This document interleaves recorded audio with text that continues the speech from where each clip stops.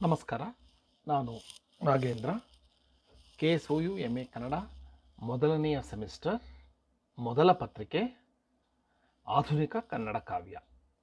ಇದರಲ್ಲಿರುವ ಮೊದಲನೆಯ ಬ್ಲಾಕ್ 1 ಕೋಗಿಲೆ ಮತ್ತು ಸೋವಿಯತ್ ರಷ್ಯಾ ಕುವೆಂಪು.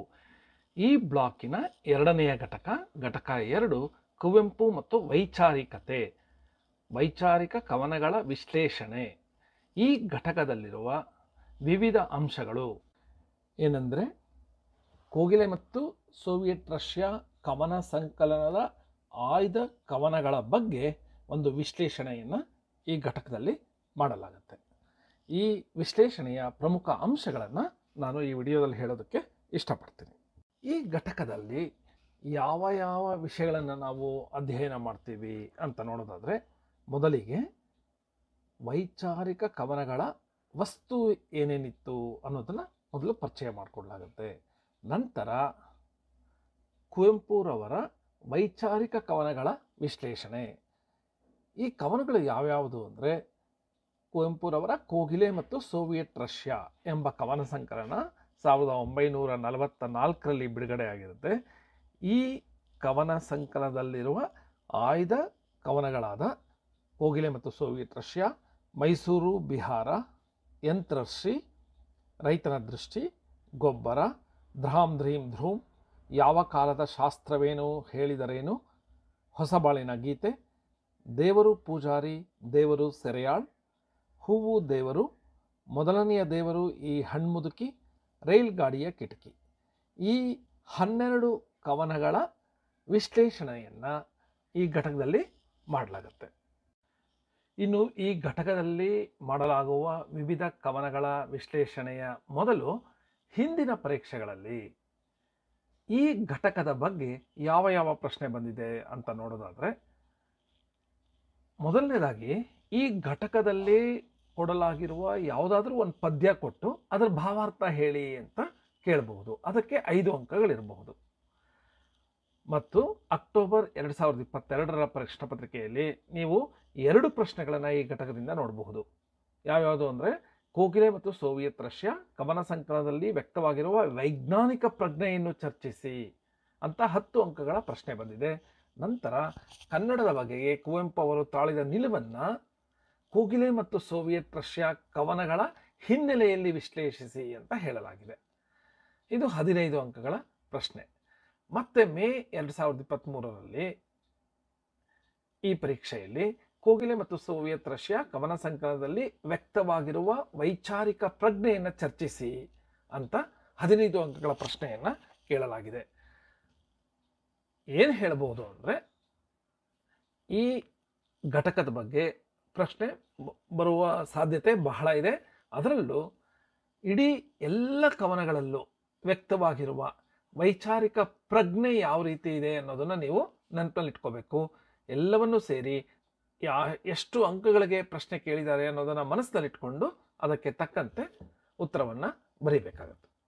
ಇನ್ನು ಈ ಘಟಕದ ವಿಷಯಗಳ ಬಗ್ಗೆ ತಿಳ್ಕೊಳ್ಳೋದಕ್ಕೆ ಮೊದಲು ಪೀಠಿಕೆಯಾಗಿ ಕೆಲವು ಅಂಶಗಳನ್ನು ನಾವು ತಿಳ್ಕೋಬೇಕಾಗುತ್ತೆ.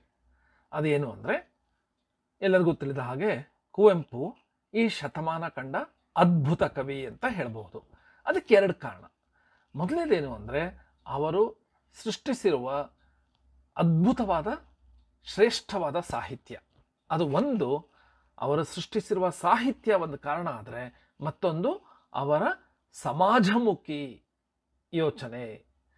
ಎಲ್ಲವನ್ನೂ ಪ್ರೀತಿಯಿಂದ ನೋಡಿ ಅದಕ್ಕೆ ಸ್ಪಂದಿಸುವ ವ್ಯಕ್ತಿತ್ವ ಕುವೆಂಪುರವರದಾಗಿತ್ತು. ಈ 2 ಕಾರಣದಿಂದ ಕುವೆಂಪು ಈ ಶತಮಾನದ ಅದ್ಭುತ ಕವಿ ಅಂತ ಹೇಳಲಾಗತ್ತೆ. ಇನ್ನು ಅವರಿಗೆ ಚಿಕ್ಕ ವಯಸ್ಸಿನಿಂದ ಅವರ ಚಿಂತನೆಗಳು ಬಹಳ ತೀಕ್ಷ್ಣವಾಗಿ ವೈಚಾರಿಕ ಹಿನ್ನೆಲೆಯಲ್ಲಿ ಇತ್ತು. ಇವನ್ನು ಆಧರಿಸಿ ಈ ಚಿಂತನೆಗಳು ಕೊನೆಗೆ ಕೋಗಿಲೆ ಮತ್ತು ಸೋವಿಯತ್ ರಷ್ಯಾ ಎಂಬ ಕವನ ಸಂಕಲನದಲ್ಲಿ ಕವನಗಳಾಗಿ ಹೊರಹೊಮ್ಮಿವೆ ಅಂತ ಹೇಳಬಹುದು. ಸಂಸ್ಕೃತಿಯನ್ನು, ಸಂಸ್ಕಾರವನ್ನು ಗೌರವಿಸ್ತಾ ಇದ್ರು ಕುವೆಂಪು, ಅದರಲ್ಲಿ 2ನೇ ಮಾತೇ ಇಲ್ಲ.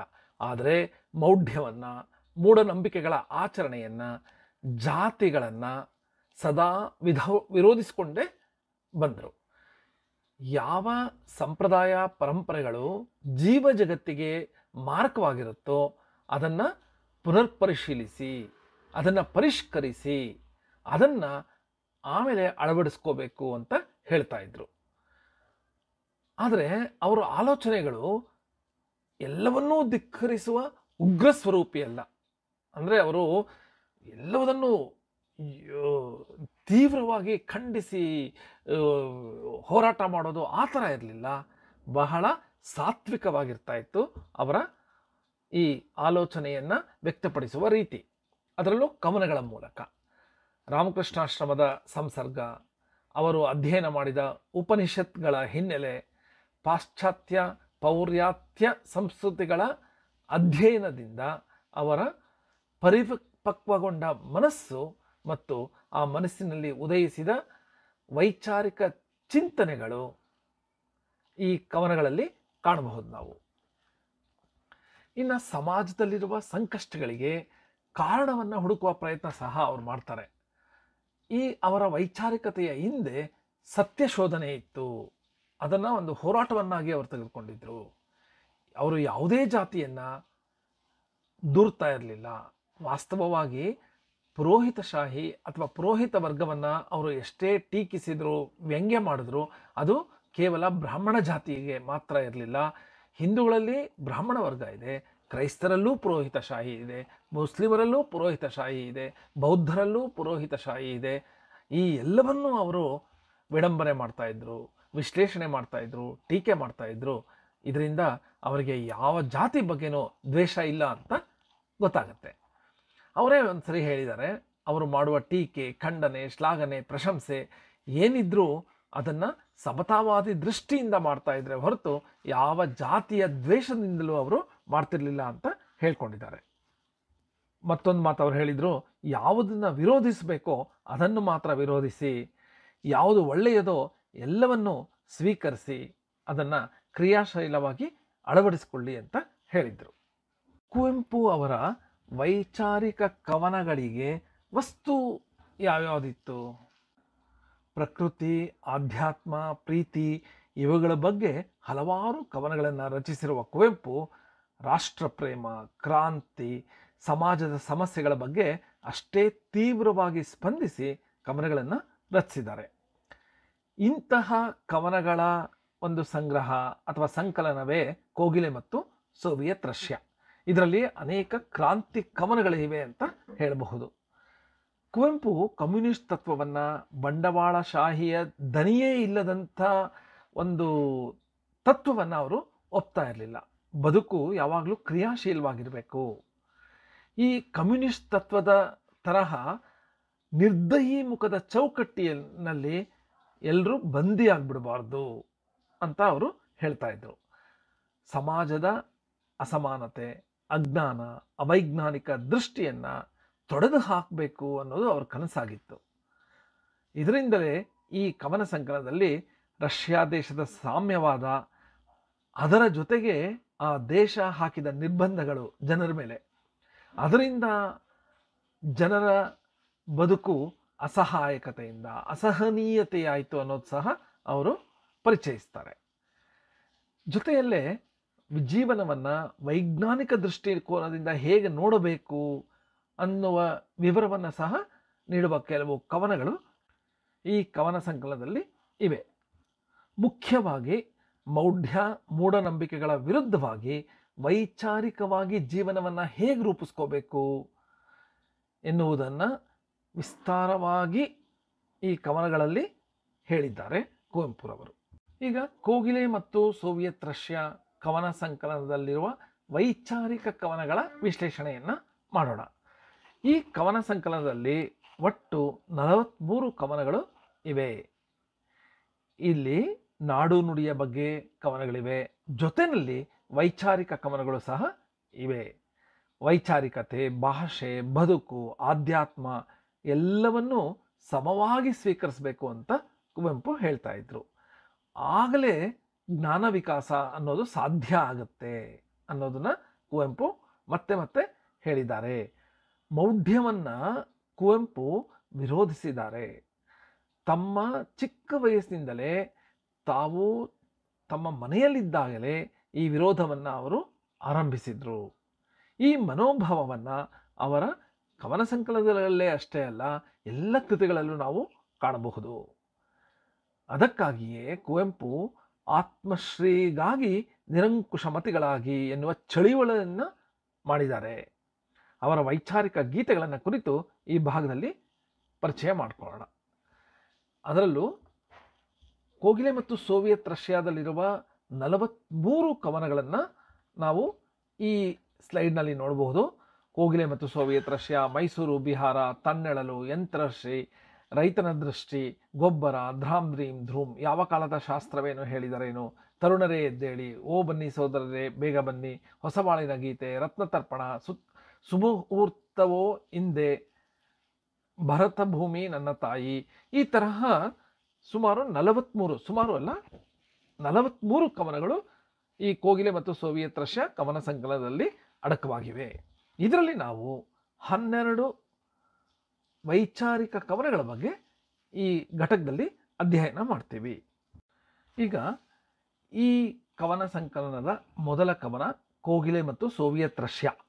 ಕವನ ಸಂಕಲನದ ಹೆಸರು ಕೋಗಿಲೆ ಮತ್ತು ಸೋವಿಯತ್ ರಷ್ಯಾ. ಇದರಲ್ಲಿರುವ ಮೊದಲನ ಕವನದ ಹೆಸರು ಸಹ, ಶೀರ್ಷಿಕೆ ಸಹ ಕೋಗಿಲೆ ಮತ್ತು ಸೋವಿಯತ್ ರಷ್ಯಾ. ಇದು ಸ್ವಲ್ಪ ದೀರ್ಘವಾದ ವೈಚಾರಿಕವಾದ ಕವನ. ಕನಸಿನ ಮೂಲಕ ಕವನ ಅಭಿವ್ಯಕ್ತಿಯಾಗಿದೆ. ರಷ್ಯಾದಲ್ಲಿ ನಡೆದ ಅತಿದೊಡ್ಡ ಕ್ರಾಂತಿಯ ತಳಹದಿ ಯಾವುದಿತ್ತು ಅಂದರೆ ದುಡಿಮೆ. ಅದನ್ನೇ ಕೇಂದ್ರವಾಗಿಸಿಕೊಂಡು ಸಮಾನತೆಯ ಸಿದ್ಧಾಂತವನ್ನು ಕವಿ ಆರಂಭದಲ್ಲೇ ತಿಳಿಸ್ತಾರೆ. ಏನು ಹೇಳ್ತಾರೆ? ಶ್ರೀಮಂತರಿಲ್ಲ, ಶ್ರೀಮಂತರೇ ಎಲ್ಲ, ಆಳ್ವರಸರಲ್ಲಿಲ್ಲ, ಅರಸರೇ ಆಳ್ಗಳೆಲ್ಲ, ಹೆಚ್ಚು ಕಡಿಮೆಗಳಿಲ್ಲ, ಮೇಲು ಕೀಳುಗಳಿಲ್ಲ, ಕೆಲಸವಿಲ್ಲದ ಅಲಸಗಾರನಿಗೆ ಅಲ್ಲಿ ಕೂಳಿಲ್ಲ. ಎಷ್ಟು ಚೆನ್ನಾಗಿದೆ ಈ ವ್ಯವಸ್ಥೆ ಅನ್ನೋದನ್ನು ಮೆಚ್ಚಿಕೊಂಡು ಈ 4 ಸಾಲುಗಳನ್ನು ಆರಂಭದಲ್ಲಿ ಬರೀತಾರೆ. ಎಲ್ಲರೂ ಕೆಲಸ ಮಾಡಬೇಕು, ಎಲ್ಲರಿಗೂ ಎಲ್ಲದರಲ್ಲೂ ಸಮಪಾಲಿದೆ ಎಂಬ ಲವಲವಿಕೆ ಈ ಕನಸಿನಲ್ಲಿ ಆರಂಭಗೊಳ್ಳುತ್ತೆ ಅಂತ ಹೇಳಬಹುದು. ಆದರೆ ಹಾಗೆ ಮುಂದೆ ಹೋಗ್ತಾ ಹೋಗ್ತಾ ಅವ್ರಿಗೆ ಕಾಣಿಸೋದು ಸಂತೃಪ್ತಿ ಇಲ್ಲದ ಮುಖಗಳು. ಅವರು ಏನು ಹೇಳ್ತಾರೆ ಅಂದರೆ, ಸುಖಿಗಳೇನಗೊಬ್ಬರೂ ಕಾಣಲಿಲ್ಲ, ಅಂದರೆ ಸುಖಿಗಳನ್ನೇ ಅವ್ರು ಕಾಣಕ್ಕಾಗಲಿಲ್ಲ. ಎಲ್ಲ ಕಡೆ ಯಂತ್ರ ವಿಜ್ಞಾನದ ಆರ್ಭಟ ಕಾಣುತ್ತೆ, ಆದರೆ ಇದು ಜೀವ ಪರವಾದುದಲ್ಲ ಅಂತ ಅವರು ಈ ವ್ಯವಸ್ಥೆನೇ ಬೇಡ ಅಂತ ಹೇಳ್ತಾರೆ. ಏನು ಹೇಳ್ತಾರೆ? ದೇಶವೆಲ್ಲವೂ ದೊಡ್ಡದೊಂದು ಕಾರ್ಖಾನೆ, ಪ್ರತಿಯೊಬ್ಬ ಮಾನವು ಯಂತ್ರದಂತಿದ್ದಾನೆ ಅಂತ ಪದ್ಯದಲ್ಲಿ ಬರುತ್ತೆ. ಮಾತೇ ಇಲ್ಲದ ನೀರವ ಮೌನ, ಕೇವಲ ಉತ್ಪತ್ತಿಯಷ್ಟೇ ಇದ್ದರೆ ಬದುಕೋದು ಹೇಗೆ? ಕನಸುಗಳಂತೂ ಇರಲೇಬಾರದು ಅನ್ನುವ ಧೋರಣೆ ಆ ವ್ಯವಸ್ಥೆಯಲ್ಲಿತ್ತು, ಸೋವಿಯತ್ ರಷ್ಯಾದ ಕಮ್ಯುನಿಸ್ಟ್ ವ್ಯವಸ್ಥೆಯಲ್ಲಿ. ವ್ಯಂಗ್ಯದ ದನಿಯಲ್ಲಿ ಅವರು ಹೇಳಿರುವ ವಾಕ್ಯ, ಪ್ರಾಣಿಗಳಿಗೂ ಇಲ್ಲಿ ಸಾಮ್ಯವಾದದ ಚಿಂತೆ. ಸ್ವಾತಂತ್ರ್ಯ ಎನ್ನುವ ಪದ ಅರ್ಥನೇ ಕಳೆದುಕೊಂಡಿತ್ತು. ರಷ್ಯಾದಲ್ಲಿ ಕಮ್ಯುನಿಸ್ಟ್ ಸಿದ್ಧಾಂತವೇ ದೊಡ್ಡದಾಗ್ಬಿಟ್ಟಿತ್ತು. ಹೀಗೆ ಇರುವಾಗ ಅವರು ಈ ಕಮ್ಯುನಿಸ್ಟ್ ಸಿದ್ಧಾಂತವನ್ನು ಕೋಗಿಲೆಗೆ ಹೋಲಿಸ್ಕೋತಾರೆ.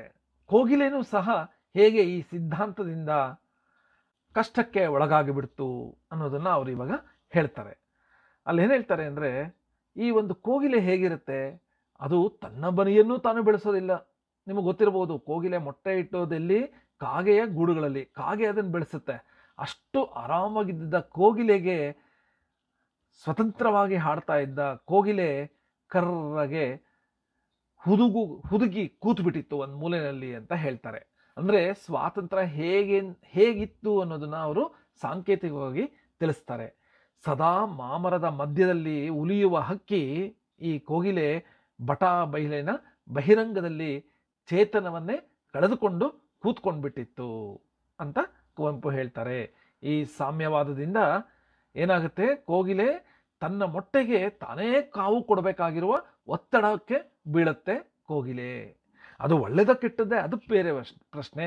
ಆದರೆ ಈ ಸ್ವಾತಂತ್ರ್ಯ ಅನ್ನೋದು ಕೋಗಿಲೆಗೆ ಸಹ ಇಲ್ಲವಾಗೋದು ಅನ್ನೋದನ್ನ ಒಂದು ಸಾಂಕೇತಿಕವಾಗಿ ಹೇಳ್ತಾರೆ. ಆದರೆ ಆ ಕೋಗಿಲೆ ಯೋಚನೆ ಮಾಡುತ್ತೆ, ತನ್ನ ಮಕ್ಕಳು ತನ್ನ ಹಾಗೆ ಹಾಡದೇ ಇರುವ ಹಾಗೆ ಆಗಬಾರ್ದು ಅಂತ ಆಶಯದಿಂದ ಈ ಕವಿಗೆ ಒಂದು ವಿನಂತಿ ಮಾಡಿಕೊಳ್ಳುತ್ತೆ, ಒಂದೇ ಒಂದು ಮೊಟ್ಟೆಯನ್ನಾದರೂ ಕದ್ದು ನಿಮ್ಮ ಮೈಸೂರಿಗೆ ತೆಗೆದುಕೊಂಡು ಹೋಗ್ಬಿಡಿ ಅಂತ ಕೇಳ್ಕೊಳ್ಳುತ್ತೆ ಕವಿನ. ಆದರೆ ಕವಿ ಮರುಕದಿಂದ ಮೊಟ್ಟೆಯನ್ನು ಜೇಬಿನಲ್ಲಿರಿಸ್ಕೊಂಡು ಮೈಸೂರು ಕಡೆ ಬರ್ತಾರೆ. ಆದರೆ ದಾರಿಯಲ್ಲೇ ಮೊಟ್ಟೆ ಒಡೆದು ಚೂರಾಗ್ಬಿಡುತ್ತೆ. ಆ ಚೂರಾದ ಮೊಟ್ಟೆಯಿಂದ ಹೊರಬಂದದ್ದು ಕೋಗಿಲೆಯ ಮರಿಯಲ್ಲ, ಸಾಮ್ಯವಾದದ ಪ್ರಚಾರ, ಅಂದರೆ ಸಮಾಜವಾದದ ಪ್ರಚಾರ ಅಂತ ಕವಿ ವಿಡಂಬನಾತ್ಮಕವಾಗಿ ಹೇಳಿದ್ದಾರೆ. ಹೀಗೆ ಕವಿ ಕೋಗಿಲೆ ಮತ್ತು ಸೋವಿಯತ್ ರಷ್ಯಾ ಕವನದಲ್ಲಿ ರಷ್ಯಾ ದೇಶದ ಜೀವನದ ರೀತಿಯನ್ನು ವಿಡಂಬನೆಯಿಂದ ನೋಡಿದ್ದಾರೆ. ಯಾವುದೇ ಸಿದ್ಧಾಂತ ಜೀವನ ಪ್ರೀತಿಯನ್ನು ಹೊಂದಿಲ್ಲದೆ ಇದ್ದರೆ ಅದು ದುರಂತ ಆಗ್ಬಿಡುತ್ತೆ. ಮಾನವರ ನಡುವಿನ ಸಂಬಂಧ, ಮಾನವೀಯತೆ ಎಲ್ಲಕ್ಕಿಂತ ಮುಖ್ಯವಾದದ್ದು ಅಂತ ಕುವೆಂಪು ಸ್ಪಷ್ಟವಾಗಿ ಹೇಳಿದ್ದಾರೆ ಈ ಕವನದಲ್ಲಿ. ಮೈಸೂರು ಬಿಹಾರ ಇದು ಮತ್ತೊಂದು ಕವನ. ಇಲ್ಲಿ ನೀವು ಬಿಹಾರ ಅನ್ನೋದನ್ನ ನೋಡ್ಬೋದು. ಬಿಗೆ ದೀರ್ಘ ಕೊಟ್ಟಿದ್ದಾರೆ. ನಾವು ಬಹಳ ಕಡೆ ನೋಡೋದು ಬಿಹಾರ ಅಂತ. ಕವಿ ಇಲ್ಲಿ ಬಿಹಾರ ಅಂತ ಬರೆದಿದ್ದಾರೆ. ಭಾರತದ ಎರಡು ಭೂಪ್ರದೇಶಗಳು ಮೈಸೂರು ಮತ್ತು ಬಿಹಾರ. ಆದರೆ ಎಷ್ಟೊಂದು ವ್ಯತ್ಯಾಸಗಳಿದೆ. ಮೈಸೂರಿನಲ್ಲಿ ಅದ್ಭುತವಾದ ಪ್ರಕೃತಿ, ಉತ್ತಮವಾದ ಸಂಸ್ಕೃತಿ ಇದೆ. ಮೈಸೂರಿನ ಪ್ರಕೃತಿ ಸೌಂದರ್ಯಕ್ಕೆ ಕವಿ ಮಾರು ಹೋಗಿ ಆ ಸೊಬಗನ್ನು ಈ ಕವನದಲ್ಲಿ ಪರಿಚಯಿಸ್ತಾರೆ. ಏನು ಹೇಳ್ತಾರೆ ಅಂದರೆ, ಇಂಪು ಕಂಪು ತಂಪು ಬೆರಸಿ ಮೆಲುಗಾಳಿಯು ತೀಡಿದೆ, ಸುಪ್ರಭಾತ ಪಕ್ಷಿಗಾನ ಕೇಳುತ್ತಲಿದೆ ಅಂತ ತುಂಬ ಆಹ್ಲಾದಕರವಾದ ಕವನದ ಸಾಲಗಳನ್ನು ಮೈಸೂರಿನ ಬಗ್ಗೆ ಹೇಳ್ತಾರೆ. ಆದರೆ ಈ ಮೈಸೂರಿನಲ್ಲಿ ಪ್ರಕೃತಿ ಕೋಮಲ ಸ್ವಭಾವದ ಮಾತೃವಾತ್ಸಲ್ಯದ ಪ್ರತೀಕವಾಗಿದೆ ಪ್ರಕೃತಿ. ಆದರೆ ಮತ್ತೊಂದು ಕಡೆ ಬಿಹಾರದಲ್ಲಿ ಇದು ಭೂಕಂಪ ಬಂದ ಸಮಯದ ಬಗ್ಗೆ ಇವರು ಮಾತಾಡ್ತಾ ಇರೋದು. ಬಿಹಾರದಲ್ಲಿ ಭೂಕಂಪ ಆಗುತ್ತಲ್ಲ, ಆ ಸಮಯವನ್ನು ನೆನೆಸ್ಕೊಂಡು ಇವರು ಬರೀತಾರೆ. ಮತ್ತೊಂದು ಕಡೆ ಲಕ್ಷ ಜನರನ್ನು ಒಂದೇ ಉಸಿರಿಗೆ ಕೊಲ್ಲುವ ರಕ್ಕಸವಾದ ಪ್ರವೃತ್ತಿ ಈ ಪ್ರಕೃತಿಯದ್ದು ಅಂತ ಮತ್ತೊಂದು ಸಾಲಿನಲ್ಲಿ ಹೇಳ್ತಾರೆ. ಏನು ಹೇಳ್ತಾರೆ? ಇಲ್ಲಿ ಪ್ರಕೃತಿ ರೂಪಸಿ ಅಲ್ಲಿ ಭೂಮಿ ನಡುಗಿದಂತೆ ಲಕ್ಷ ಲಕ್ಷ ಮಡಿದರಂತೆ ರಕ್ತಮುಖಿ ಅಲ್ಲಿ ಪ್ರಕೃತಿ ರಾಕ್ಷಸಿ. ಅಂದರೆ ಇಲ್ಲಿ ಪ್ರಕೃತಿ ರೂಪಸಿ, ಮೈಸೂರಿನಲ್ಲಿ, ಬಿಹಾರದಲ್ಲಿ ಪ್ರಕೃತಿ ರಾಕ್ಷಸಿ ಅಂತ ಪ್ರಕೃತಿಯ ಎರಡೂ ಮುಖಗಳನ್ನು ಅವರು ತೋರಿಸ್ತಾರೆ. ಬಿಹಾರದ ಭೂಕಂಪ ಕೇವಲ ನೆಲವನ್ನು ನಡುಗಿಸೋದಲ್ಲ, ಬದುಕನ್ನೇ ಅಲುಗಾಡಿಸ್ಬಿಡುತ್ತೆ. ಎಷ್ಟೆಲ್ಲ ಜನರನ್ನ, ಜೀವವನ್ನ ಆಹುತಿ ತೆಗೆದುಕೊಳ್ಳುವ ಭೂಮಿ ಕಂಪನಕ್ಕೆ ಕಾರಣವನ್ನು ಸಹ ಕವಿ ಹುಡ್ಕೋದಕ್ಕೆ ಪ್ರಯತ್ನ ಪಡ್ತಾರೆ. ದೇವರೇಕೆ ಈ ತರತಮ ಮಾಡ್ತಾನೆ ಅಂತ ಯೋಚಿಸ್ತಾರೆ. ಒಂದು ಕಣ್ಣಿಗೆ ಬೆಣ್ಣೆ, ಒಂದು ಕಣ್ಣಿಗೆ ಸುಣ್ಣ ಯಾಕಿಡ್ತಾನೆ ಅಂತ ಅವರ ಕವಿ ಹೃದಯ ಪ್ರಶ್ನಿಸುತ್ತೆ. ಆದರೂ ಸಹ ಒಂದು ಸಾಂತ್ವನ ಹೇಳ್ತಾರೆ. ಕಷ್ಟ ನಷ್ಟವೆಲ್ಲಿ ಬರಲಿ, ನೋವು ಸಾವು ಏನೇ ಇರಲಿ, ಧೈರ್ಯದಿಂದ ಬದುಕಬೇಕೆನ್ನುವ ಸಂದೇಶವನ್ನು ಇವರು ನೀಡ್ತಾರೆ ಈ ಕವನದಲ್ಲಿ. ಯಾವುದೇ ಸಂದರ್ಭ ಬಂದರೂ ಅದನ್ನು ಎದುರಿಸುವ ಧೈರ್ಯವನ್ನು, ಭರವಸೆಯನ್ನು ಬೆಳೆಸ್ಕೊಂಡೇ ಸಾಗಬೇಕು ಅಂತ ಈ ಸಾಲುಗಳ ಮೂಲಕ ಹೇಳ್ತಾರೆ. ಮುಳಿಯಬೇಡ ಹಳಿಯಬೇಡ, ಶಾಂತಿ ಬಂದೆ ಬರುವುದು, ಕೇಡು ತುತ್ತ ತುದಿಯದಲ್ಲ, ಬೇವಿನಾಚೆಗೆಯುವುದು ಬೆಲ್ಲ, ಕೇಡು ಲೇಸುಗಳನ್ನು ಮೀರಿ ಮಹಾನಂದವಿರುವುದು ಅಂತ ಹೇಳ್ತಾರೆ ಕುವೆಂಪುರವರು. ಮತ್ತೊಂದು ಕವನ ಯಂತ್ರಶ್ರೀ. ಈ ಪದ ಮಹರ್ಷಿ ತರಹ ಇವರು ಯಂತ್ರಶ್ರೀ ಅಂತ ಒಂದು ಪದವನ್ನು ಕುವೆಂಪುರವರು ಕೊಟ್ಟಿದ್ದಾರೆ. ಕುವೆಂಪು ತಮ್ಮ ಸುತ್ತಮುತ್ತ ನಡೆಯುವ ಎಲ್ಲ ಸಂಗತಿಗಳನ್ನು ಸೂಕ್ಷ್ಮವಾಗಿ ನೋಡ್ತಾ ಇದ್ರು. ಹೇಗೆ ಸಾಹಿತ್ಯ ಮತ್ತು ತತ್ವಶಾಸ್ತ್ರವನ್ನು ನೋಡಿದ್ರೋ, ಅದರ ಒಳಗೆ ಹೊಕ್ಕರೋ, ಅದೇ ರೀತಿಯಲ್ಲಿ ವಿಜ್ಞಾನವನ್ನು, ಅದರ ಶಕ್ತಿಯನ್ನು ಸಹ ಅವರು ಬೆರಗುಗಣ್ಣಿನಿಂದ ಕಂಡು ಆಶ್ಚರ್ಯಗೊಂಡಿದ್ದರು. ಸುತ್ತಲಿನ ಪ್ರಕೃತಿಯನ್ನು ಕಂಡು ತುಂಬ ಖುಷಿಪಟ್ಟಿದ್ದ ಅವರು ಈ ಪ್ರಕೃತಿಯನ್ನು ಮನುಷ್ಯರಿಗೆ ಉಪಯೋಗ ಬರುವಂತೆ ಮಾಡಿದ್ದೇ ವಿಜ್ಞಾನ ಅಂತ ನಂಬಿದ್ರು. ಮಹರ್ಷಿ ಮತ್ತು ಯಂತ್ರಶ್ರೀಗಳನ್ನು ಏಕಕಾಲಕ್ಕೆ ಗೌರವಿಸಿದ್ರು. ಹಿಂದೆ ಮಾನವ ಹೊಳೆಯನ್ನು ನೋಡಿ ಕೈ ಮುಗಿದಿದ್ದು, ಸಿಡಿಲು ಮಿಂಚಿಗೆ ಹೆದರಿ ಓಡು ಹೋಗಿದ್ದರ ಬಗ್ಗೆ ತಿಳ್ಕೊಂಡಿದ್ದೀವಿ. ಆ ಮೌಢ್ಯವನ್ನು ಮೀರಿ, ಆದರೆ ಅದನ್ನೇ ಬಳಸಿಕೊಂಡು ಮನುಕುಲದ ಉಪಯೋಗಕ್ಕೆ ಹೇಗೆ ವಿಜ್ಞಾನಿಗಳು ಅಗತ್ಯವಾಗಿರೋದನ್ನು ನೀಡಿದ್ದಾರೆ ಅನ್ನೋದನ್ನು ಅವರು ಈ ಕವನದಲ್ಲಿ ಹೇಳಿದ್ದಾರೆ. ಏನು ಹೇಳಿದ್ದಾರೆ ಅಂದರೆ, ಯುಗ ಯುಗಗಳ ಜ್ಞಾನದಿಂದೆಮ್ಮೆನ್ನುತ್ತರಿಸಿ ವಿಜ್ಞಾನ ವಿದ್ಯೆಯನ್ನು ನೀಡಿ ಕಾಪಾಡಿರುವ ಓ ಮಾನವನ ಧೀರ ಮತಿಯೇ, ನೀನೆಂದೆಮಗೆ ಆರಾಧ್ಯ ದೇವತೆಯು, ನಿನ್ನ ಪೂಜಿಪ ನರರು ಯಂತ್ರರ್ಷಿ ಮಾನವರೇ, ಮಂತ್ರರ್ಷಿಗಳು ನಮಗೆ ಅಂತ ಕುವೆಂಪು ವಿಜ್ಞಾನಿಗಳನ್ನು ಹೊಗಳಿದ್ದಾರೆ. ಅರಸರನ್ನು, ಅಧಿಕಾರಿಗಳನ್ನು ಹೊಗಳದ ಕುವೆಂಪು ವಿಜ್ಞಾನಿಗಳನ್ನು ಮೆಚ್ಚಿ ಹೊಗಳಿದ್ದಾರೆ ಈ ಕವನದಲ್ಲಿ. ಮನುಜ ಜೀವನ ಶಾಂತಿ ಸಂಸ್ಥಾಪನೆಗೆ ಯಾವ ಸ್ವಾರ್ಥವೂ ಇಲ್ಲದೆ ದುಡಿಯುತ್ತಿರುವ ವಿಜ್ಞಾನಿಗಳಿಗೆ ಶಾಂತಿ, ಸುಖ, ಜಯವನ್ನು ಸಿಗಲಿ ಹಾರೈಸಿದ್ದಾರೆ ಕುವೆಂಪುರವರು. ಕುವೆಂಪುರವರು ಕೇವಲ ವಿಜ್ಞಾನಕ್ಕಾಗಿ ಹಾತೊರೆದವರಲ್ಲ, ಅದರೊಳಗಿರುವ ಮನುಷ್ಯ ಪರವಾದ ಸಂಗತಿಗಳನ್ನು ಮೆಚ್ಚಿಕೊಂಡಿದ್ದಾರೆ. ನೀರಿಳಿದ ಹೊಲಕ್ಕೆ ಯಂತ್ರದಿಂದ ನೀರನ್ನು ಹರಿಸೋದು, ಹಸಿರನ್ನು ಚೆಲ್ಲಿಸುವ ವಿಜ್ಞಾನಿಗಳಿಗೆ, ವಿಜ್ಞಾನಕ್ಕೆ ಕವಿ ಮಣಿಯುತ್ತಾರೆ. ಮತ್ತೊಂದು ಕವನ ರೈತನ ದೃಷ್ಟಿ. ಭಾರತ ಕೃಷಿಯನ್ನೇ ಪ್ರಧಾನವಾಗಿಸಿಕೊಂಡಿರುವ ದೇಶ. ಬಹುಪಾಲು ಜನ ಕೃಷಿಯನ್ನೇ ಅವಲಂಬಿಸಿದ್ದಾರೆ. ಆದರೆ ಅನ್ನ ಕೊಡುವವನ ಈ ರೈತನ ಬದುಕು ಹೇಗಿದೆ ಅನ್ನೋದನ್ನು ಸಮಾಜ ನೋಡಬೇಕು ಅಂತ ಕವಿ ಹೇಳಿದ್ದಾರೆ. ವಾಸ್ತವದಲ್ಲಿ ರೈತರು ಪಡುತ್ತಿರುವ ಬವಣೆ, ನೋವುಗಳಿಗೆ ಸ್ಪಂದಿಸೋರೇ ಇಲ್ಲ ಅಂತ ಅವರು ಚಿಂತಿಸಿದ್ದಾರೆ. ನ್ಯಾಯವಾಗಿ ರೈತನಿಗೆ ಯಾವ ಸವಲತ್ತುಗಳನ್ನು ನೀಡಬೇಕು ಅನ್ನೋದ್ರ ಬಗ್ಗೆ ಅವರು ಯೋಚನೆ ಮಾಡಿದ್ದಾರೆ.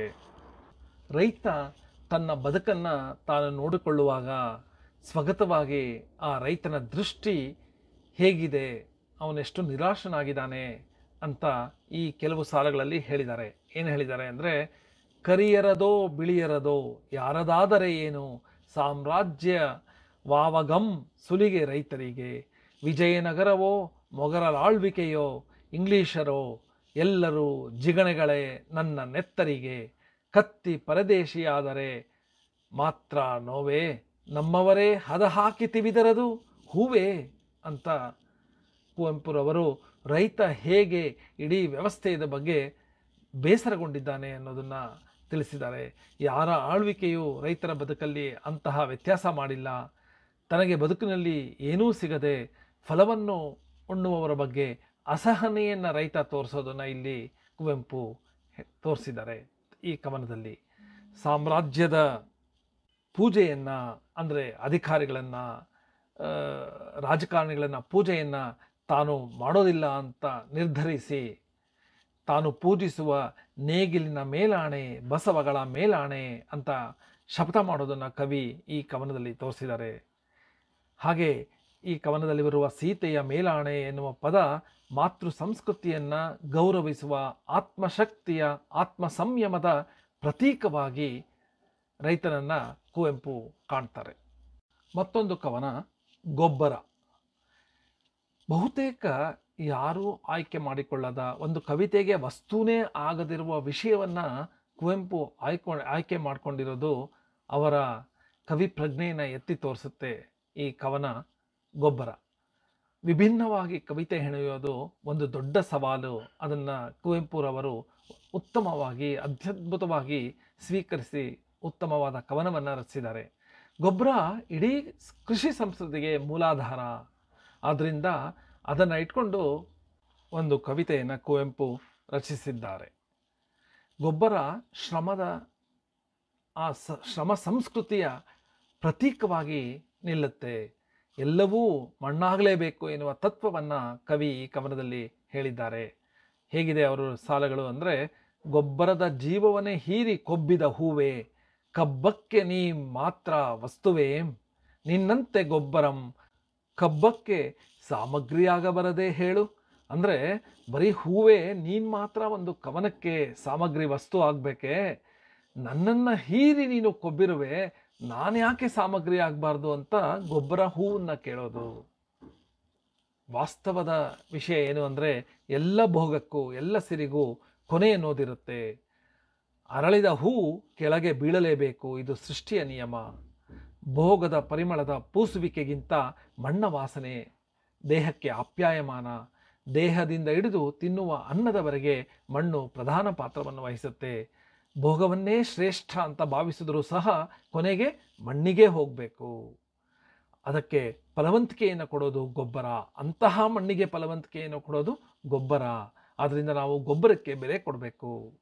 ಅದಕ್ಕೆ ಗೊಬ್ಬರ ಕವಿತೆಯ ವಸ್ತುವಾದಾಗ ಕಾವ್ಯವು ವಾಸ್ತವದ ಹಾದಿಯಲ್ಲಿರುತ್ತೆ ಅಂತ ತಮ್ಮ ಕವನದ ಮೂಲಕ ಸಾರ್ಥಕತೆಯೆಡೆಗೆ ಹೆಜ್ಜೆ ಇಡುತ್ತಾರೆ ಕುವೆಂಪು. ಮತ್ತೊಂದು ಕವನ ಧ್ರಾಂ ಧ್ರೀಂ ಧ್ರೂಂ. ನೀವು ನೋಡಿರಬಹುದು, ಮಂತ್ರಗಳು, ಮಾಟಗಾರರೆಲ್ಲ ಮಂತ್ರ ಹೇಳಬೇಕಾದ್ರೆ ಧ್ರಾಂ ಧ್ರೀಂ ಧ್ರೂಂ ಅಂತ ಹೇಳ್ತಾರಲ್ಲ, ಆ ನುಡಿಗಳನ್ನೇ ಇಟ್ಕೊಂಡು ಒಂದು ಶೀರ್ಷಿಕೆಯಾಗಿ ಇಟ್ಕೊಂಡು ಕುವೆಂಪು ಈ ಕವನವನ್ನು ರಚನೆ ಮಾಡಿದ್ದಾರೆ. ಕುವೆಂಪು ಮೂಢನಂಬಿಕೆಗಳನ್ನು, ಅದರ ಹಿಂದಿರುವ ವ್ಯವಸ್ಥೆಯನ್ನು ಸದಾ ಪ್ರಶ್ನಿಸಲೇ ಬಂದಿದ್ದಾರೆ. ಪ್ರಸ್ತುತ ಕವನದಲ್ಲಿ ಮಂತ್ರದ ದುರ್ಬಲತೆ ಏನು ಅನ್ನೋದನ್ನ ವಿಡಂಬನಾತ್ಮಕವಾಗಿ ಹೇಳಿದ್ದಾರೆ. ಗಜನಿ ಮಹಮ್ಮದ್ ಭಾರತದ ಮೇಲೆ ದಂಡೆತ್ತು ಬಂದು ಅವನು ಗುಡಿಗಳನ್ನು ಪುಡಿ ಪುಡಿ ಮಾಡ್ತಾನೆ.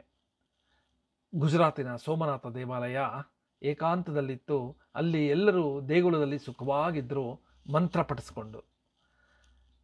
ಆದರೆ ಕಾಫರರ ರಕ್ತ ಕುಡಿದ ಹಣ ಪಿಶಾಚಿಗೆ, ರಣದ ಪಿಶಾಚಿಗೆ ದಾಳಿ ಮಾಡೋದಕ್ಕೆ ಯಾವ ಜಾಗ ಆದ್ರೇನು, ದೇವಸ್ಥಾನ ಆದ್ರೇನು, ಯಾರ್ದಾದ್ರೂ ಶ್ರೀಮಂತರ ಮನೆ ಆದ್ರೇನು, ದೇವರ ಸೋಮಾರಿಗಳು ಅಂತಲೇ ಕವಿ ಈ ಮಂತ್ರ ಪಠಿಸೋರಿಗೆ ವಿಶೇಷವಾದ ಪದ ಬಳಕೆ ಮಾಡಿದ್ದಾರೆ.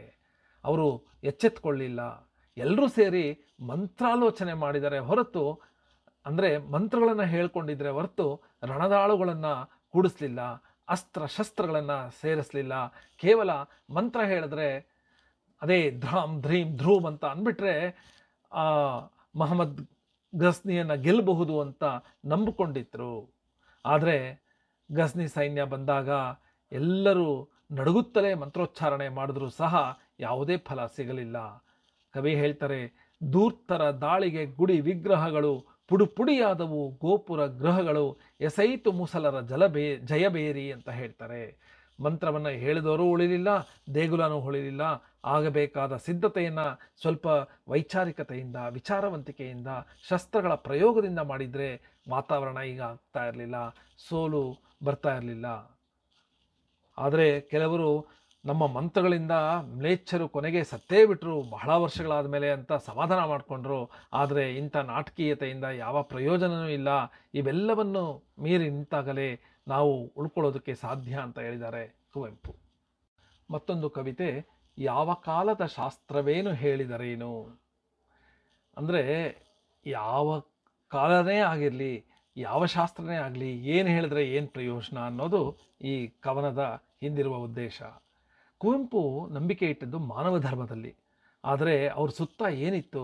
ಜಾತಿ, ಮತ, ಲಿಂಗ, ಈ ವರ್ಗಗಳ ತರತಮ, ಆಡಂಬರದ ಒಂದು ಸನ್ನಿವೇಶ ಇತ್ತು. ಅವರು ಈ ಎಲ್ಲ ಶಾಸ್ತ್ರಗಳ ವಿರುದ್ಧ ದನಿ ಎತ್ತಾರೆ. ಯಾವುದೇ ಧರ್ಮ ದಯೆ ಮತ್ತು ಪ್ರೀತಿಯನ್ನು ಮಾತ್ರ ಉಳಿಸ್ಬೇಕು, ಎದೆಯ ದನಿಗೂ ಮಿಗಿಲಾದ ಶಾಸ್ತ್ರವಿಹುದೇನು ಅಂತ ಒಂದು ಸಾಲಲ್ಲಿ ಹೇಳಿದ್ದಾರೆ. ಪಂಚಮರ ಶಿಶು ಅಂದರೆ ಈ ಕೆಳಮಟ್ಟದ ಸಮಾಜದ ಕೆಳಸ್ತರದಲ್ಲಿರುವವರ ಒಂದು ಮಗು ನೀರಿನಲ್ಲಿ ಮುಳುಗಿದಾಗ ಅದನ್ನು ಮುಟ್ಟಿದ್ರೆ ಬ್ರಹ್ಮಹತ್ಯ ಕೆಟ್ಟೋಗುತ್ತೆ ಅಂತ ಸುಮ್ಮನೆ ಇದ್ದರೆ ಅದು ಶಾಸ್ತ್ರಸಮ್ಮತವೂ ಅಲ್ಲ, ಜೀವಸಮ್ಮತವೂ ಅಲ್ಲ ಅಂತ ಹೇಳಿದ್ದಾರೆ. ಅದಕ್ಕೆ ಅವರೇನು ಹೇಳಿದ್ದಾರೆ ಅಂದರೆ, ಹಿಂದಿನ ಋಷಿಗಳು ಮಾನವರೇ ನಮ್ಮಂತೆ, ಅವರ ಶಾಸ್ತ್ರವು ಅವರ ಕಾಲಕ್ಕೆ ಮಾತ್ರ, ಕಾಲಕ್ಕೆ ತಕ್ಕಂತೆ ದೇಶಕ್ಕೆ ತಕ್ಕಂತೆ ನಮ್ಮ ಹೃದಯವೇ ನಮಗೆ ಶ್ರೀಧರ್ಮಸೂತ್ರ ಅಂತ ಈ ಕವನದಲ್ಲವರು ಹೇಳಿದ್ದಾರೆ. ಮನು ತನ್ನ ಧರ್ಮಶಾಸ್ತ್ರವನ್ನು ಹೇಳಿದ ಕಾಲಕ್ಕೂ ಇಂದಿಗೂ ಸಾಕಷ್ಟು ವ್ಯತ್ಯಾಸ ಇದೆ. ಮೊದಲು ಜನ ಶಾಪ ತಗಲುತ್ತೆ ಅನ್ನೋ ಭಯವನ್ನು ಬಿಡಬೇಕು. ಕರ್ತವ್ಯವನ್ನು ಮಾಡೋದೇ, ನಿರ್ವಹಿಸೋದೇ ಅವರ ಧರ್ಮ ಅನ್ನೋದು ಅರ್ಥಕೊಳ್ಬೇಕು. ಮಾನವೀಯತೆಯಿಂದ ಬದುಕಿದರೆ ಸ್ವರ್ಗ ಭೂಮಿಯಲ್ಲೇ ಸಿಗುತ್ತೆ. ಹೃದಯದಲ್ಲಿ ನಮಗೇನು ಧ್ವನಿ ಮೂಡುತ್ತಲ್ವಾ, ಅದಕ್ಕೆ ಬೆಲೆ ಕೊಡಬೇಕು. ಅದು ಯಾವತ್ತೂ ಕ್ರೌರ್ಯವನ್ನು ಹೇಳುವುದೂ ಇಲ್ಲ, ಹೇರುವುದೂ ಇಲ್ಲ ಅಂತ ಕವಿ ಹೇಳ್ತಾರೆ. ಯಾವುದು ಮನುಷ್ಯರ ಬದುಕಿಗೆ ಬದುಕುವ ಆಶಯವನ್ನು ನೀಡುತ್ತೋ, ಬದುಕಲು ಸಹಕಾರಿಯಾಗುತ್ತೋ, ಮತ್ತೊಬ್ಬರನ್ನು ಅಳಲಿಸದೆ ಸಂತಸವಾಗಿರೋದನ್ನು ತಿಳಿಸುತ್ತೋ ಅದೇ ಧರ್ಮ, ಅದೇ ಶ್ರೀಧರ್ಮ ಮತ್ತು ಸೂಕ್ತವಾದ ಧರ್ಮ ಅಂತ ಕುವೆಂಪು ಪ್ರತಿಪಾದಿಸ್ತಾರೆ. ಮತ್ತೊಂದು ಕವನ ಹೊಸ ಬಾಳಿನ ಗೀತೆ. ಹೇಗಿರಬೇಕು ಮನುಷ್ಯನ ಹೊಸ ಬಾಳು? ಕುವೆಂಪುರವರು ನೀಡಿದ ದೊಡ್ಡ ಸಂಕೇತ ಅಂದರೆ ಸರ್ವರಿಗೂ ಸಮಬಾಳು, ಸರ್ವರಿಗೂ ಸಮಪಾಲು. ಈ ಸಂದೇಶದಲ್ಲಿ ಪ್ರತಿಭಟನೆ ಇದೆ, ಇಂದಿನ ಆಶಯಗಳಿಗೆ ಉತ್ತರ ಇದೆ, ಎಲ್ಲರಿಗೂ ಸಲ್ಲಬೇಕಾದ ಹಕ್ಕಿನ ಪ್ರಸ್ತಾಪ ಇದೆ. ಅವರಿಗಿದ್ದ ದೃಷ್ಟಿಕೋನ ಏನು ಅಂದರೆ ಸರ್ವೋದಯ, ಸಮಾನತೆ, ಸಮನ್ವಯ. ಈ ಹೊಸಬಾಳಿನ ಗೀತೆ ಕವನದಲ್ಲಿಯೂ ಸಹ ಅದೇ ಆಶಯದ ಹಿನ್ನೆಲೆ ಕಾಣಬಹುದು ನಾವು. ಇಲ್ಲಿ ಹೇಗೆ ಬರುತ್ತೆ ಪದ್ಯ ಅಂದರೆ, ಕೈಲಾಗದವರೆಂಬ ನಾವು ಕೀಳೆಂದೆಂಬ ಹಣೆ ಬರಹವೆಂದೆಂಬ ಮೂಢತೆಯ ನೀಗಿ ಯುಗಚಕ್ರ ಪರಿವರ್ತನೆಗೆ ಸರ್ವರು ಸೇರಿ ಹೆಗಲು ಕೊಟ್ಟೊಂ ಮನಸ್ಸು ಮಾಡಿ ನೆರವಾಗಿ ಅಂತ ಕುವೆಂಪು ಇಲ್ಲಿ ದಾನವರು ಮಾಡಿದ ಮೂರ್ಖತನವನ್ನು ಪ್ರಸ್ತಾಪಿಸ್ತಾರೆ. ಶ್ರಮಪಟ್ಟು ತಾವು ಗಳಿಸಿದ್ದನ್ನು ಅನ್ಯರ ಪಾಲು ಮಾಡೋದು ಮೂರ್ಖತನ ಅಂತ ಹೇಳ್ತಾರೆ. ಶ್ರೀಮಂತರು ಸಂಸ್ಕೃತಿಯ ಹೆಸರಿನಿಟ್ಟು ಬಲೆಯನ್ನು ಹರಡಿದರೆ ಅದರಲ್ಲಿ ನೀವು ಬಿದ್ದು ಸಾಯಬಾರ್ದು, ಅದರಿಂದ ಹೊರಬರಬೇಕು, ಪ್ರತಿಭಟಿಸಲು ಧೈರ್ಯ ಸಾಲೋದಿಲ್ಲ ಅಂತ ಹೇಳಿದಾಗ ಕಾಳಿಯನ್ನು ಜೊತೆಯಲ್ಲಿರಿಸಿಕೊಳ್ಳಿ ಅಂತ ಕವಿ ನೆನಪಿಸ್ತಾರೆ.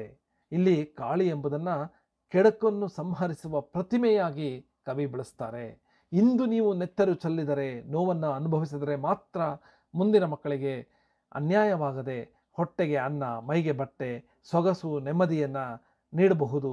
ಆದ್ದರಿಂದ ಕೆಚ್ಚೆದೆಯಿಂದ ಹೋರಾಡಿ, ಇಂದು ರಕ್ತದ ಬಿಂದು, ಮುಂದೆ ಸೌಖ್ಯದ ಸಿಂಧು ಅಂತ ಹಾಡಿದ್ದಾರೆ ಕವಿ ಈ ಕವನದಲ್ಲಿ. ದೇವರು ಪೂಜಾರಿ ಮತ್ತು ದೇವರು ಸೆರೆಯಾಳ್, ಇದು ಎರಡು ಕವನಗಳು. ಈ ಕವನ ಸಂಕಲನದಲ್ಲಿರುವ ಎರಡು ಕವನಗಳು ಇವು ಒಂದಕ್ಕೊಂದು ಸಂವಾದಿಯಾಗಿವೆ. ದೇವರು, ದೇವಸ್ಥಾನ, ಪೂಜಾರಿ, ಭಕ್ತ, ಈ ನಾಲ್ಕು ವಿಭಾಗಗಳನ್ನು ಜನ ನೋಡಿದ್ದಾರೆ. ಕಷ್ಟದಲ್ಲಿದ್ದಾಗ ಬಂದು ಸಲಹೋದು ದೇವರು ಎನ್ನುವ ಭಾವನೆ ಎಲ್ಲರಲ್ಲೂ ಇದೆ. ಆದರೆ ದೇವರನ್ನು ಮಾತಾಡಿಸೋದಕ್ಕೆ ಹೋದಾಗ ದೇವರಿರುವ ಜಾಗವನ್ನು ಪ್ರವೇಶಿಸೋದೇ ದೊಡ್ಡ ಸಾಹಸದ ಮಾತಾಗ್ಬಿಡುತ್ತೆ. ಒಂದು ನಾವೆಲ್ಲ ಈಗ ನೆನ್ಪಿಟ್ಕೋಬೇಕು, ಕುವೆಂಪುರವರು ಈ ಕವನಗಳನ್ನು ಬರೆದಿದ್ದು ಸುಮಾರು 1944 ಸುಮಾರಿನಲ್ಲಿ. ಆಗಿನ ಪರಿಸ್ಥಿತಿ ಹೀಗಿತ್ತು ಅಂತ ಹೇಳ್ಬೋದು. ನಿಜವಾದ ಸಾಮಾಜಿಕ ಅನಿಷ್ಟಗಳು ಆ ಕಾಲದಲ್ಲಿ ಬಹಳವಾಗಿತ್ತು. ಈಗಿನ ಪರಿಸ್ಥಿತಿಗೆ ಬಹುತೇಕ ಆ ಥರ ಇಲ್ಲ ಅನ್ನೋದು ನನ್ನ ಭಾವನೆ. ಯಾಕಂದರೆ ಯಾವುದೇ ದೇವಸ್ಥಾನಕ್ಕೆ ಯಾರು ಬೇಕಾದರೂ ಹೋಗಬಹುದು ಅನ್ನುವ ಒಂದು ಕಾನೂನು, ಸಂವಿಧಾನ ಸೃಷ್ಟಿಯಾಗಿದೆ. ಆದರೂ ಸಹ ಅಲ್ಲಲ್ಲಿ ಕೆಲವೊಂದು ಕಡೆ ಈ ಅನಿಷ್ಟ ಪದ್ಧತಿಗಳು ಜಾರಿಯಲ್ಲಿದೆ. ಅದನ್ನು ಕಾನೂನು ಪಾಲಕರ ಗಮನಕ್ಕೆ ತಂದರೆ ಖಂಡಿತ ಕಾನೂನು ತನ್ನ ಕೆಲಸವನ್ನು ಮಾಡುತ್ತೆ. ಆದರೆ 1944 ಸಮಯದಲ್ಲಿ ಈ ಸಮಾನವಾದ ಕಾನೂನು ಇರಲಿಲ್ಲ. ಆಗ ಈ ಎಲ್ಲ ವಿಷಯಗಳು ನಿಜವಾಗಿ ನಡೀತಾ ಇತ್ತು ಅಂತ ಹೇಳಬಹುದು. ಈಗ ಬಹುತೇಕ ನಮ್ಮ ಅದೃಷ್ಟ ಆ ಒಂದು ಪರಿಸ್ಥಿತಿ ಈಗಿಲ್ಲ ಅಂತ ಹೇಳಬಹುದು. ಬಹುತೇಕ ಎಲ್ಲೋ ಒಂದೊಂದು ಕಡೆ ಇರುತ್ತೆ, ಬಟ್ ಅದನ್ನು ಸಹ ಸರಿ ಮಾಡೋದು ನಮ್ಮ ಕೈಯಲ್ಲೇ ಇದೆ. ಕುವೆಂಪುರವರ ಸೂಚನೆಯಂತೆ, ಕುವೆಂಪುರವರ ಒಂದು ಪ್ರತಿಪಾದನೆಯಂತೆ ಆ ತರಹದ ವಿಷಯಗಳನ್ನು ಕಂಡಾಗ ನಾವು ಅದನ್ನು ಸರಿಪಡಿಸಬೇಕಾಗಿರೋದು ನಮ್ಮ ಧರ್ಮ, ನಮ್ಮ ಕರ್ತವ್ಯ ಅನ್ನೋದನ್ನು ನಾವಿಲ್ಲಿ ಮರಿಬಾರ್ದು. ಇನ್ನು ದೇವರನ್ನು ಮಾತಾಡ್ಸೋಕ್ಕೆ ಹೊರಟಾಗ ದೇವರಿರೋ ಜಾಗ ಪ್ರವೇಶಿಸೋದು ಕಷ್ಟ ಅಂತ ಆ ಸಮಯದಲ್ಲಿ ಕುವೆಂಪುರವರು ನೋಡಿದರು. ದೇವರ ಗುಡಿ ಎಂಬುದು ಸೆರೆಯಲ್ಲಿ, ದೇವರನ್ನು ಹುಡುಕೋದಾದರೂ ಎಲ್ಲಿ? ಅಲ್ಲಿರೋದು ಕೇವಲ ಮೌಢ್ಯದ ಸಂತೃಪ್ತಿ, ಅಜ್ಞಾನದ ಸುಪ್ತಿ ಅಂತ ಕುವೆಂಪುರವರು ಹೇಳ್ತಾರೆ.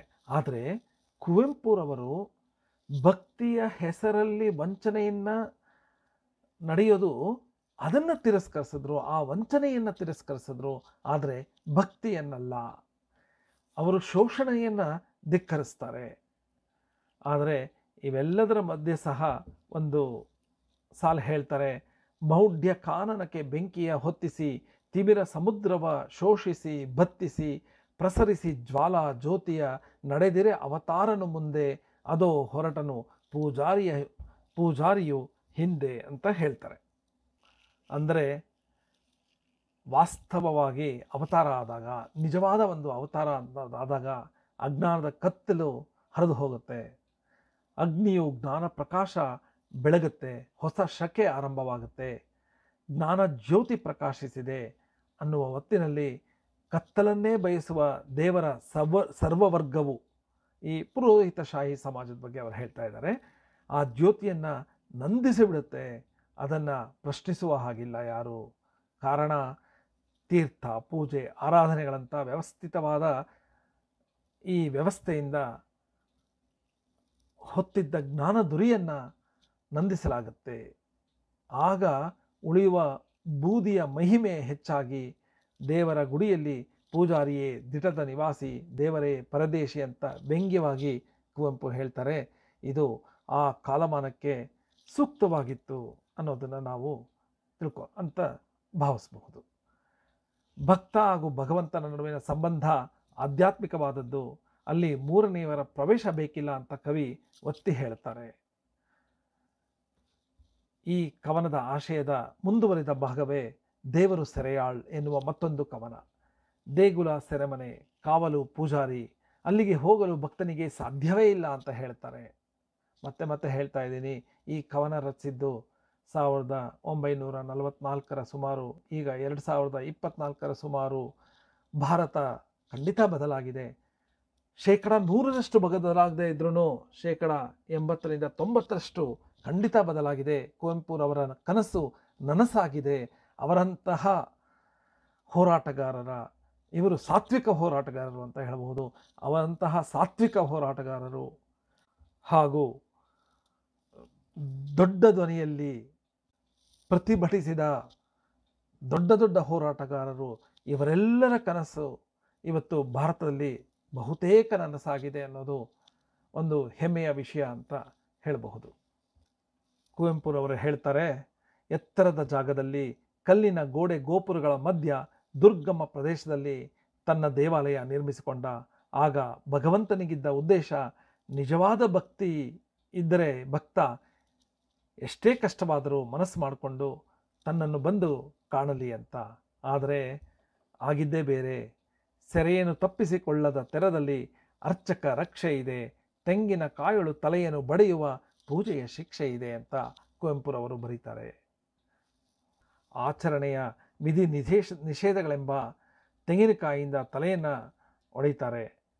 ಹೀಗಾಗಿ ದೇವರು ತನ್ನ ದೇವಾಲಯದಲ್ಲಿ ತಾನೇ ಸೆರೆಯಾಗಿದ್ದಾನೆ ಅಂದಮೇಲೆ ಸಾಮಾನ್ಯರಿಗೆ ದೇವರ ದರ್ಶನ ಹೇಗೆ ಸಿಗುತ್ತೆ ಅಂತ ಪ್ರಶ್ನೆ ಮಾಡ್ತಾರೆ ಕುವೆಂಪುರವರು. ಇಡೀ ವ್ಯವಸ್ಥೆಯ ಬಗೆಗಿನ ಚಿತ್ರಣವನ್ನು ನೆನ್ಪಿಟ್ಕೋಬೇಕು.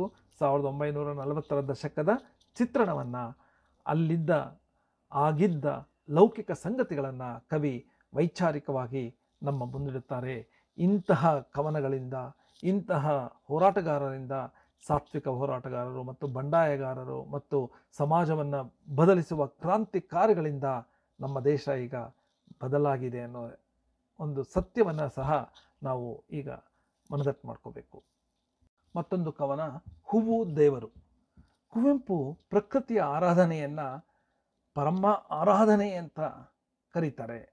ಪ್ರತಿಯೊಂದು ಹೂವಿನಲ್ಲೂ ಸ್ವಯಂ ದೇವರೇ ನೆಲೆಸಿದ್ದಾನೆ, ದೇವರೇ ಇದ್ದಾನೆ ಅಂತ ಹೇಳ್ತಾರೆ. ಆ ಹೂವುಗಳನ್ನೆಲ್ಲ ಕೀಳುವ ಪೂಜಾರಿ ದೇವರನ್ನೇ ತನ್ನ ಕೈಯಿಂದ ಕೀಳ್ತಾ ಇದ್ದಾನೆ ಅಂತ ಕವಿ ಆರೋಪಿಸ್ತಾರೆ. ಕುವೆಂಪು ದೇವರೇ ಬೇರೆ, ಪ್ರಕೃತಿಯೇ ಬೇರೆ ಅಂತ ನೋಡಿದವರಲ್ಲ, ಎರಡೂ ಅವರಿಗೆ ಅಭಿನ್ನ. ಅವರು ಹೇಳ್ತಾರೆ, ಪ್ರಾತಃ ಕಾಲದ ಹೊಂಬಿಸಿಲಿನಲ್ಲಿ ಸ್ವರ್ಗವ ಭೂಮಿಗೆ ಇಳಿದಿದೆ ಇಲ್ಲಿ, ಕಂಗಳೆ ತೇಲಿವ ಬಣ್ಣದ ಕಡಲಲ್ಲಿ, ಕೆಂಪಾಗಿಹ ನೆತ್ತರು ನನ್ನೊಡಲಲ್ಲಿ, ಕಣ್ಣೊರೆಸುವ ಬಣ್ಣವನೇ ತಾಳಿ ಮಿಂಚುತ್ತಿದೆ ಕಣ್ಣನೆ ಹೋಲಿ. ಅಂದರೆ ಕವಿಯ ಕಣ್ಣು ಬಣ್ಣಗಳನ್ನು ನೋಡಿದ್ರಿಂದ ಅದರ ನೆತ್ತರಿನ ಬಣ್ಣವು ಹೂವಿನ ಬಣ್ಣವನ್ನೇ ಹೋಲ್ತಿತ್ತು. ಅಂದರೆ ಪ್ರಕೃತಿಯ ಚೆಲುವು ಅಷ್ಟು ಪ್ರಭಾವಶಾಲಿಯಾಗಿತ್ತು ಅಂತ ಹೇಳ್ತಾರೆ. ಹೂಗಳ ಚೆಲುವಿಗೆ ದೇವರೇ ಮಾರಿ, ಪೂಜಾರಿಯ ಕಟುಕನೆ ಇಲ್ಲಿ ಅಂತ ವ್ಯಂಗ್ಯವಾಡ್ತಾರೆ. ಅಂದರೆ ಹಕ್ಕಿಯ ಮರಿಗಳ ಕುತ್ತಿಗೆ ಮುರಿದು ಬೇಡನ್ನು ಕೊಲ್ಲುವ ರೀತಿಯಲ್ಲಿ ಅಂತ ಹೋಲಿಕೆ ನೀಡುತ್ತಾ ಏನು ಹೇಳ್ತಾರೆ ಅಂದರೆ, ಜೀವ ಸಂಕುಲನವನ್ನೇ ಮುರಿದು ಹೊಸಕು ಹಾಕಿದ್ದಾರೆ. ಪ್ರೀತಿ ಎಲ್ಲಿಂದ ಹುಟ್ಟಬೇಕು? ದೇವಾಲಯಗಳಲ್ಲಿ ದೇವರ ಎದುರು ಹುಟ್ಟಬೇಕಾದದ್ದು ಪ್ರೀತಿಯೇ ಹೊರತು ಭಯ ಭೀತಿಗಳಲ್ಲ. ಕೋಮಲವಾದ ಹೂಗಳನ್ನು ಕತ್ತರಿಸಿ ಕತ್ತಲಲ್ಲಿ ಇಡೋದ್ರಿಂದ ಏನು ಪ್ರಯೋಜನ? ಸತ್ಯವೆನ್ನುವ ಸೌಂದರ್ಯವನ್ನು ಕಾಣುವ ಕಣ್ಣು ಕುರುಡಾದರೆ ಶಿವನನ್ನು ಎಲ್ಲೂ ಕಾಣೋದಕ್ಕಾಗೋದಿಲ್ಲ. ದೇವರ ಆರಾಧನೆಗೆ ಹೂವೇ ಬೇಕು ಅಂತ ಇಲ್ಲ, ಚೆಲುವೇ ಶಿವ, ಶಿವನೇ ಚೆಲುವು ಎನ್ನುವುದನ್ನು ನಾವು ಮರಿಬಾರದು. ಕೊನೆಗೆ ಒಂದು ಎಚ್ಚರಿಕೆಯನ್ನು ಸಹ ನೀಡ್ತಾರೆ. ಬಿಡೋ ಅಲ್ಲಿರಲಿ ಆ ಹೂವು, ನೀ ಸೃಷ್ಟಿಸಲಾರದ ಚೆಲುವಿಗೆ ನಿನ್ನಿಂದೇತಕ್ಕೆ ಸಾವು ಅಂತ ಕೇಳ್ತಾರೆ. ಅಂದರೆ ಹೂವನ್ನು ಮುರಿಬೇಡಿ, ಕೀಳ್ಬೇಡಿ, ಅದು ಗಿಡದಲ್ಲಿದ್ದರೇನೆ ಚಂದ ಅನ್ನೋದು ಅವರ ಅನಿಸಿಕೆ. ಮತ್ತೊಂದು ಕವನ, ಮೊದಲನೆಯ ದೇವರು ಈ ಹಣ್ಮುದುಕಿ. ಕುವೆಂಪು ಮಾನವೀಯತೆಗೆ, ಮಾನವ ಬದುಕಿಗೆ ಬಹಳ ಪ್ರಮುಖ ಸ್ಥಾನವನ್ನು ಕೊಟ್ಟವರು. ಮೊದಲು ಜೀವ ಉಳಿದ್ರೆ ಜೀವನ ಪ್ರೀತಿ ಉಳಿಯುತ್ತೆ ಅಂತ ಹೇಳಿದವರು. ಈ ಪ್ರೀತಿಯಿಂದ ಆಧ್ಯಾತ್ಮ ಬೆಳೆಯುತ್ತೆ ಅಂತ ನಂಬಿಕೆ ಇಟ್ಕೊಂಡವರು. ದೇವರು ಮತ್ತು ಮಾನವ ಎರಡರಲ್ಲಿ ಒಂದನ್ನು ಆಯ್ಕೆ ಮಾಡ್ಕೊಳ್ಳಿ ಅಂದರೆ ಅವರು ಆಯ್ಕೆ ಮಾಡ್ಕೊಳ್ತಾ ಇದ್ದಿದ್ದು ಮನುಷ್ಯನೇ ಆಗಿರ್ತಿತ್ತು. ಈ ಕವನದಲ್ಲಿ ಸಹ ಒಂದು ಆಯ್ಕೆ ಎದುರಾಗುತ್ತೆ, ಹಣ್ಮುದುಕಿ ಬೇಕಾ ದೇವರು ಬೇಕಾ ಅಂತ. ಆಗ ಅವರು ಆಯ್ಕೆ ಮಾಡ್ಕೊಳ್ಳೋದು ಹಣ್ಮುದುಕಿಯನ್ನು. ಹೇಗೆ ಅನ್ನೋದನ್ನು ಈ ಕವನದಲ್ಲಿ ನೋಡೋಣ. ಮುದುಕಿ ಒಟ್ಟು ಬಡತನದ ಅಸಹಾಯಕತೆಯ ಪ್ರತಿಮೆಯಾಗಿದ್ದಾಳೆ. ಈ ಕವನದಲ್ಲಿ ಹೊಟ್ಟೆ ತುಂಬಿದ ದೇವರಿಗೆ ಹಸಿವೇ ಇಲ್ಲದ ಆತನಿಗೆ ನೀಡೋದಕ್ಕಿಂತ ಒಂದು ತುತ್ತು ಅನ್ನವೂ ಇಲ್ಲದ ಈ ಮುದುಕಿಯ ದೇಹಕ್ಕೆ ನೀಡೋದು ನಿಜವಾದ ಪೂಜೆ ಆಗುತ್ತೆ ಅಂತ ಕುವೆಂಪು ಹೇಳ್ತಾರೆ.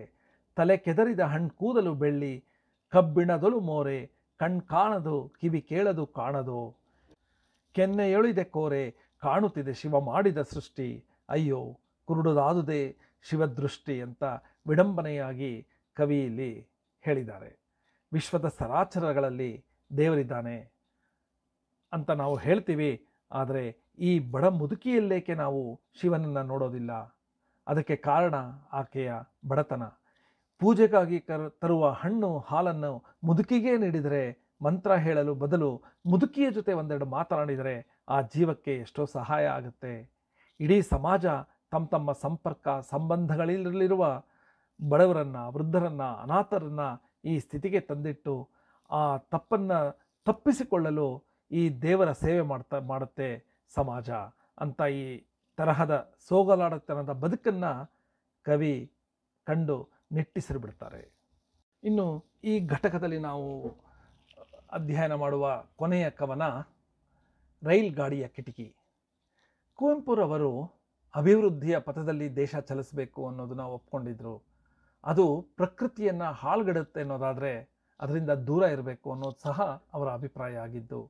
ವಿಜ್ಞಾನ ತಂತ್ರಜ್ಞಾನವನ್ನು ಮೊದಲ ಆದ್ಯತೆಗೆ ಅಂತ ಹೇಳಿದ್ರು, ಆದರೆ ಅದರ ದುಷ್ಪರಿಣಾಮದ ಅರಿವು ಸಹ ಅವ್ರಿಗಿತ್ತು ಅನ್ನೋದು ಗೊತ್ತಾಗುತ್ತೆ. ಈ ಕವನದಲ್ಲಿ ಇಂತಹ ದುಷ್ಪರಿಣಾಮದ ಬಗ್ಗೆ ಹೇಳ್ತಾರೆ. ಕವಿ ರೈಲ್ನಲ್ಲಿ ಪ್ರಯಾಣಕ್ಕೆ ಅಂತ ಕೂತಿದ್ದಾರೆ. ರೈಲು ಹೊರಡುತ್ತೆ. ಸುತ್ತ ಏನು ಕಾಣುತ್ತೆ ಅಂದರೆ ಭತ್ತದ ಪೈರಿನ ಹಳದಿ ಬಿತ್ತರದ ಬೈಲು. ಅಂದರೆ ಎಷ್ಟು ದೂರ ನೋಡಿದ್ರೂ ಭತ್ತದ ಪೈರಿನ ಪ್ರದೇಶ ಕಾಣುತ್ತೆ, ಕಬ್ಬಿನ ಗದ್ದೆ ಕಾಣುತ್ತೆ, ಹುಚ್ಚಳ್ಳಿನ ಹೊಲ ಕಾಣುತ್ತೆ. ಹೂವನ್ನೇ ಕಣ್ಣಿಗೆ ಮೆತ್ತಿದಂತಿತ್ತು ಪ್ರಕೃತಿ. ಆಗ ತಕ್ಷಣ ಅವ್ರಿಗೆ ನಿದ್ದೆಯಿಂದ ಎದ್ದಂಥ ಅನುಭವ ಆಗುತ್ತೆ. ಯಾಕೆ ಅಂದರೆ ಮತ್ತೇನಿದು ಗಡಿಬಿಡಿ ಸದ್ದು, ಕಲ್ಲು ಕಬ್ಬಿಣದ ಕರ್ಕಶತರ ಸ್ಪರ್ಧೆಯ ಸದ್ದು, ಆ ಕಡೆ ಕಲ್ಲು ಈ ಕಡೆ ಕಲ್ಲು, ನೋಟವೇ ಕಣ್ಣಿಗೆ ಗರಗಸ ಹಲ್ಲು. ಅಂದರೆ ಆ ಒಂದು ಸುಂದರವಾದ ಪ್ರಕೃತಿಯನ್ನು ನೋಡ್ತಾ ಹೋದಂಗೆ ತಕ್ಷಣ ಅವ್ರಿಗೆ ಕಾಣೋದು ಕಗ್ಗಲ್ಲಿನ ಗೋಡೆ ಕಾಣಿಸುತ್ತೆ, ಬೃಹತ್ ಯಂತ್ರ ಕಾಣಿಸುತ್ತೆ. ಈ ಬೃಹತ್ ಯಂತ್ರಗಳು ಮುಂದೆ ಇರೋದನ್ನು ಸೀಳಿ ಮುಂದೆ ಹೋಗ್ತಾ ಇರುತ್ತೆ. ಕಾರಣ ಅದಕ್ಕೆ ಹೃದಯ ಅನ್ನೋದೇ ಇರೋದಿಲ್ಲ. ಇನ್ನೂ ಮತ್ತೆ ಮುಂದಕ್ಕೆ ಕಾಣೋದು ಹೃದಯಂಗಮ ದೃಶ್ಯ. ರೈತನ ಪರಿಶ್ರಮದ ಪ್ರತೀಕದಂತೆ ಕಂಗೊಳಿಸುವ ಈರುಳ್ಳಿ, ಹೊಗೆ ಸೊಪ್ಪು, ಕೊತ್ತಂಬರಿ, ಹುಚ್ಚಳ್ಳಿನ ಹೊಲಗಳು ಕಾಣಿಸುತ್ತೆ. ಮತ್ತೆ ಮನಸ್ಸು ತಂಪಾಗುತ್ತೆ. ನಾವು ಸೊಂಡೂರಿನ ಪ್ರದೇಶಗಳಲ್ಲಿ, ಬಳ್ಳಾರಿ ಹತ್ರ ಇರೋ ಸೊಂಡೂರಿನ ಪ್ರದೇಶಗಳಲ್ಲಿ ಹೋದಾಗ ಈ ಒಂದು ಚಿತ್ರಣ ಈಗಲೂ ನಮ್ಮ ಕಣ್ಣಿಗೆ ಕಾಣಿಸುತ್ತೆ. ಸಂಪೂರ್ಣ ಹಸಿರಾಗಿರುತ್ತೆ. ಒಂದು ಬೆಟ್ಟ ಹತ್ತಿದ್ರೆ ಕಾಣಿಸುತ್ತೆ ಸಂಪೂರ್ಣ ಬಟ್ಟ ಬಯಲಾದ, ಸಂಪೂರ್ಣ ಬೆತ್ತಲಾದ ಗುಡ್ಡಗಳು.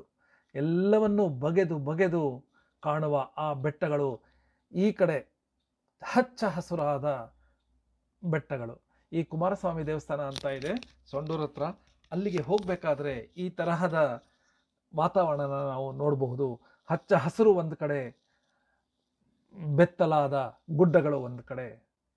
ಇದನ್ನು ಈ ಕವನವನ್ನು ಓದುವಾಗ ನಮಗೆ ಆ ಒಂದು ಚಿತ್ರಣ ನೆನಪಾಗುತ್ತೆ. ಕಷ್ಟದಲ್ಲಿ ಇರುವ ರೈತನ ಬದುಕಿನ ಸತ್ಯವನ್ನು ಕವಿ ನಮ್ಮ ಮುಂದೆ ಇಡ್ತಾರೆ. ಸುಂದರ ಬಯಲು ಅಭಿವೃದ್ಧಿಯ ಹೆಸರಿನಲ್ಲಿ ನಾಶ ಆಗೋಗುತ್ತೆ ಎಲ್ಲವೂ ಅಂತ ಸೂಚ್ಯವಾಗಿ ರಷ್ಯಾ ದೇಶದ ವಿಪ್ಲವ ಚರಿತ್ರೆಯನ್ನು ನೆನಪಿಸ್ತಾರೆ. ಯಂತ್ರಗಳ ನವನಾಗರಿಕತೆ ರೈತನ ಬದುಕನ್ನು ಕಟ್ಟಿಕೊಳ್ಳಲು ಸಹಾಯ ಮಾಡದೇ ಇದ್ದರೆ ದೇಶ ಸಂಕಟಕ್ಕೆ ಸಿಕ್ಕಾಕೊಳ್ಳುತ್ತೆ ಅಂತ ಎಚ್ಚರಿಕೆಯನ್ನು ಕವಿ ನೀಡ್ತಾರೆ. ಕುವೆಂಪು ಅವರ ವೈಚಾರಿಕವಾದ ವಿವೇಕದಿಂದ ಕೂಡಿರ್ತಾ ಇತ್ತು. ಅವರ ವೈಚಾರಿಕತೆಯನ್ನು ಅರ್ಥ ಮಾಡಿಕೊಳ್ಳಲು ಅವರು ಪಂಚಮಂತ್ರಗಳನ್ನು ನೀಡ್ತಾರೆ ಹಾಗೂ ಸಪ್ತ ಸೂತ್ರಗಳನ್ನು ಹೇಳ್ತಾರೆ. ಈ ಮಂತ್ರಗಳು ಯಾವ್ಯಾವುದು ಅಂದರೆ, ವೈಚಾರಿಕತೆಯನ್ನು ಅರ್ಥ ಮಾಡಿಕೊಳ್ಳಲು ಮನುಜಮತ, ವಿಶ್ವಪಥ, ಸರ್ವೋದಯ, ಸಮನ್ವಯ, ಪೂರ್ಣದೃಷ್ಟಿ, ಇವು ಪಂಚಮಂತ್ರಗಳು. ವೈಚಾರಿಕತೆ ಅನ್ನೋದು ಏನು ಅನ್ನೋದು ತಿಳಿಸುತ್ತೆ. ಮತ್ತು ವಿಶ್ವ ಮಾನವತೆಗೆ ಇರಲು ಸಪ್ತ ಸೂತ್ರಗಳಿವೆ. ಯಾವ್ಯಾವುದು ಅಂದರೆ, ಮನುಷ್ಯ ಜಾತಿ ತಾನೊಂದೇ ಬಲಂ ಎಂಬುದನ್ನು ಸ್ವೀಕರಿಸಬೇಕು. ವರ್ಣಾಶ್ರಮ ಧರ್ಮವನ್ನು ತಿದ್ದೋದಲ್ಲ, ಅದನ್ನು ಸಂಪೂರ್ಣವಾಗಿ ತೊಲಗಿಸಬೇಕು ಅನ್ನೋದು ಎರಡನೇದು. ಮೂರನೇದು, ಎಲ್ಲ ದೇಶಗಳಲ್ಲಿ ಮತ್ತು ಎಲ್ಲ ಮತಗಳಲ್ಲಿರುವ ಜಾತಿ ಪದ್ಧತಿಯನ್ನು ಸಂಪೂರ್ಣವಾಗಿ ತೊಲಗಿಸಬೇಕು. ನಾಲ್ಕನೇದು, ಮತ ಅಥವಾ ಧರ್ಮಕ್ಕಿಂತ ಆಧ್ಯಾತ್ಮಿಕತೆ ಮುಖ್ಯವಾಗಬೇಕು. ಮತ ಮನುಜ ಮತವಾಗಬೇಕು, ಪಥ ವಿಶ್ವಪಥವಾಗಬೇಕು, ಮನುಷ್ಯ ವಿಶ್ವಮಾನವನಾಗಬೇಕು. ಮತ ಅನ್ನೋದು ಗುಂಪುಗಾರಿಕೆ ಆಗದೆ ಪ್ರತಿಯೊಬ್ಬ ವ್ಯಕ್ತಿಯು ತಾನು ಕಂಡುಕೊಳ್ಳುವ ಸತ್ಯದ ಮತಕ್ಕೆ ಮಾತ್ರ ಸೇರಬೇಕು. ಯಾವ ಒಂದು ಗ್ರಂಥವು ಏಕೈಕ ಪರಮಪೂಜ್ಯ ಗ್ರಂಥ ಆಗಬಾರ್ದು. ಪ್ರತಿಯೊಬ್ಬ ವ್ಯಕ್ತಿಯು ತನಗೆ ಸಾಧ್ಯವಾದ ಎಲ್ಲವನ್ನೂ ಓದಿ ತಿಳಿದು ತನ್ನ ದರ್ಶನವನ್ನು ತಾನೇ ನಿರ್ಣಯಿಸಿಕೊಳ್ಬೇಕು ಅನ್ನೋದು 7ನೆಯ ಸೂತ್ರ. ಹೀಗೆ ಕುವೆಂಪುರವರು ಪಂಚಮಂತ್ರಗಳು ಮತ್ತು ಸಪ್ತಸೂತ್ರಗಳನ್ನು ವೈಚಾರಿಕವಾಗಿ ಯೋಚನೆ ಮಾಡೋದಕ್ಕೆ ಮತ್ತು ವಿಶ್ವ ಮಾನವನಾಗುವ ದಾರಿಗೆ ಸೂತ್ರಗಳನ್ನು ಹೇಳ್ತಾರೆ. ಇಲ್ಲಿ ಕುವೆಂಪುರವರ ಆಧ್ಯಾತ್ಮಿಕತೆ ಕಾಣಿಸುತ್ತೆ. ನನಗೂ ಈ ಕುವೆಂಪುರವರ ಬಗ್ಗೆ ಓದೋವರೆಗೂ ಧಾರ್ಮಿಕತೆ ಮತ್ತು ಆಧ್ಯಾತ್ಮಿಕತೆ ಬಗ್ಗೆ ವ್ಯತ್ಯಾಸ ತಿಳಿದಿರಲಿಲ್ಲ. ಇವರ ಬಗ್ಗೆ ಓದ್ತಾ ಧಾರ್ಮಿಕತೆ ಮತ್ತು ಆಧ್ಯಾತ್ಮಿಕತೆ ಬೇರೆ ಬೇರೆಯಾದದ್ದು ಅನ್ನೋದು ಎಲ್ಲರಿಗೂ ಸಹ ಗೊತ್ತಾಗುತ್ತೆ. ಧಾರ್ಮಿಕತೆ ಅಂದರೆ ನಾವು ನಮ್ಮ ಧರ್ಮ ಏನು ಹೇಳುತ್ತೆ, ನಮ್ಮ ಧರ್ಮದ ಸಂಸ್ಕಾರ ಸಂಸ್ಕೃತಿ ನಡೆಯುವ ದಾರಿಯನ್ನು ನಾವು ಪಾಲಿಸೋದು ಧಾರ್ಮಿಕತೆ ಆಗುತ್ತೆ. ಆದರೆ ಮಾನವತೆಯನ್ನು ಪಾಲಿಸೋದು ಆಧ್ಯಾತ್ಮಿಕತೆ ಆಗುತ್ತೆ ಅನ್ನೋದನ್ನು ನಾವು ಕುವೆಂಪುರವರ ಕವನಗಳಲ್ಲಿ ನೋಡಬಹುದು. ಇನ್ನು ಈ ಘಟಕದ ಸಾರಾಂಶ ಏನು ಅಂದರೆ, ಕುವೆಂಪುರವರ ಕೋಗಿಲೆ ಮತ್ತು ಸೋವಿಯತ್ ರಷ್ಯಾ ಈ ಕವನ ಸಂಕಲನದಲ್ಲಿರುವ 43 ಕವನಗಳಲ್ಲಿ 12 ಕವನಗಳ ಅಧ್ಯಯನವನ್ನು, ಅದರಲ್ಲಿರುವ ವಿಷಯಗಳನ್ನು ನಾವು ಅಧ್ಯಯನ ಮಾಡಿದ್ವಿ. ಅದರಲ್ಲೂ ವೈಚಾರಿಕ ಕವನಗಳು, ಈ 12 ಕವನಗಳು ಸಹ ವೈಚಾರಿಕ ಕವನಗಳು. ನಮ್ಮಲ್ಲಿ ವೈಚಾರಿಕತೆಯನ್ನು ಬಡಿದೆಬ್ಬಿಸುವಂತಹ ಕವನಗಳು ಯಾವ್ಯಾವುದು? ಕೋಗಿಲೆ ಮತ್ತು ಸೋವಿಯತ್ ರಷ್ಯಾ, ಮೈಸೂರು ಬಿಹಾರ, ಯಂತ್ರಶ್ರೀ, ರೈತನ ದೃಷ್ಟಿ, ಗೊಬ್ಬರ, ಧ್ರಾಮ್ ಧ್ರೀಂ ಧ್ರೂಮ್, ಯಾವ ಕಾಲದ ಶಾಸ್ತ್ರವೇನು ಹೇಳಿದರೇನು, ಹೊಸ ಬಾಳಿನ ಗೀತೆ, ದೇವರು ಪೂಜಾರಿ ಮತ್ತು ದೇವರು ಸೆರೆಯಾಳ್, ಹೂವು ದೇವರು, ಮೊದಲನೆಯ ದೇವರು ಈ ಹಣ್ಮುದುಕಿ, ರೈಲ್ ಗಾಡಿಯ ಕಿಟಕಿ. ಈ 12 ಕವನಗಳಲ್ಲಿರುವ ವೈಚಾರಿಕತೆ, ಆಧ್ಯಾತ್ಮಿಕತೆ, ಈ ಎಲ್ಲವನ್ನು ನಾವು ಈ ಘಟಕದಲ್ಲಿ ಅಧ್ಯಯನ ಮಾಡಿದ್ವಿ. ಇಡೀ ವಿಡಿಯೋವನ್ನು ನೀವು ನೋಡಿದ ಮೇಲೆ ನಿಮಗೆ ಈ ವಿಡಿಯೋ ಉಪಯೋಗ ಆಯಿತು, ಈ ಅಂಶಗಳು ಅರ್ಥವಾಯಿತು ಅನಿಸಿದ್ರೆ ಈ ವಿಡಿಯೋ ಕೆಳಗಡೆ ಇರುವ ಕಾಮೆಂಟ್ ಬಾಕ್ಸ್ನಲ್ಲಿ ನಿಮ್ಮ ಅನಿಸಿಕೆಯನ್ನು ತಿಳಿಸಿ. ನಮಸ್ಕಾರ.